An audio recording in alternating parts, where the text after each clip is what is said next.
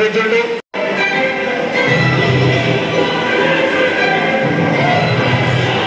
దయచేసి అందరూ కూడా కూర్చోండి.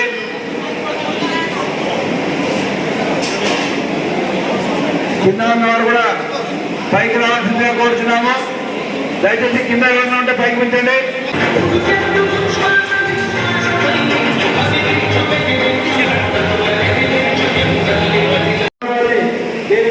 ఆహ్వానిస్తున్నాము.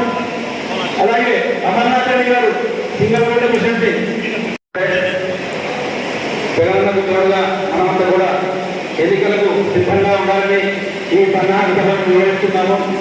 మరి ఈ సన్నాహంగా ఎలా ఉంటేనే చివరికి మనం చేయాల్సింది కార్యకర్తలకు న్యాయం చేయగలిగిన రోజే మీకైనా నాకైనా జగన్మోహన్ రెడ్డి గారికైనా పేరు వస్తుందని చెప్పి నేను తెలియజేస్తున్నాను.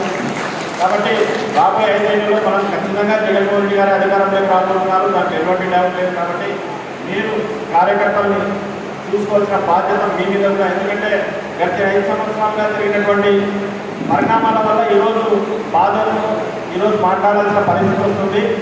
మనం అందరూ ఆ విధంగా ఉండాలని అనుకోవడం కూడా పొరపాటే.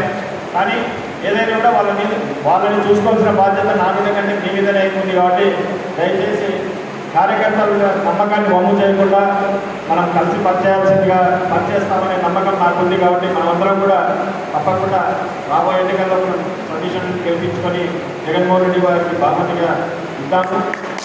ముందుగా 300వ సమావేశాన్ని